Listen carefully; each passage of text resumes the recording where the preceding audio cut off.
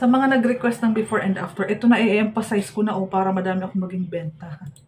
So ito po ang new model and sa dulo po nilagay ko yung old model. So 36 square meters pa din po ang floor area, 36 square meters pa din po ang lot area ni Pagsinag Place South na ika-VT for filing na agad-agad. So early move-in promo. At least, di ba, hindi ka na mag-atay ng 2 years. Ang ganda. Ang ganda po ng sahig, presentable, hindi na tayo makapahiya mag-offer ng ating, kahit sabihin mong low cost po ito, or ano po ang tawag nila sa mga no down payment. Ang laki ng CR, may pintura yung walls, yung ceiling, ang ganda na din po ng sahig. Ang ganda po. Imagine mo yung 18,000 salary, pasok dito. Mag-asawa kayo, pwede kayo combined. Yung ating ceiling po, meron pong heat insulator. Malaki ang service area sa likod. Mapapansin mo, kahit pugawan mo po dyan ng kusina, ng dining area, or ng kitchen area, malaki pa din po ang ating service area pag kinonvert mo po ng dining. Para maging malaki yung space sa loob, pwede mong tanggalin yung sink na temporary sa loob, pwede maging dining area yun. So, malaki ang living area, naka-sliding windows. Ang ganda po, di ba? Sa mga interesado, bilisan niyo na po ang pag-tripping kasi dito lang kami nakatira, pati po ang pag-reserve, dito na din po. Walang kahirap-hirap, legit agent po kami, naka-focus project kami dito dahil alam namin, sa ganito mga affordable housing, mas madami ang pwede maka-acquire ng bahay. Sliding windows, yung hagdanan po, matibay na.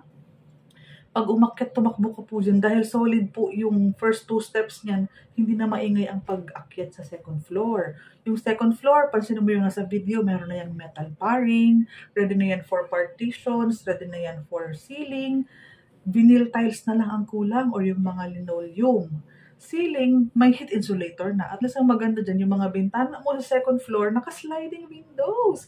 Alam mo, mahal po yan. 3,500 pa po isang bintana kung naka-jealousy tayo. So, imagine mo ang ginanda ng new and improved yung RFO namin this year na Pagsinag Place South. Tataga dito din po kami nakatira. So, ano po pong inaantay ninyo bago magkaubusan ng unit? Alam nyo naman, kahit hindi ko po i-explain, basta po affordable housing na ganito kaganda. Semi-complete, may pintura na. Paupahan mo, pwedeng-pwede. Tirahan mo, pwedeng-pwede. Sino po ang hindi aayaw dyan? Di pa po? May mga kakilala po kayo, pwede nyo po kaming i-refer. Yung next video naman po, yan po yung old Pagsinag Place. Yung hindi, rough pa po, bare type po ang tawag dyan.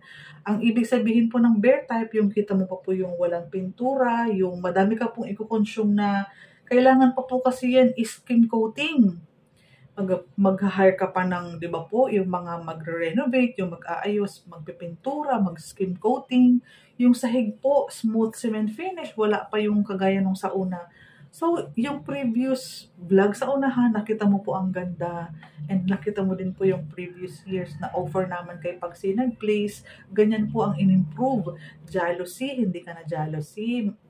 Di ba po, yung pintura, yung kusina, very presentable. Kahit po yung sa taas natin ng ceiling, nakaputi na din po.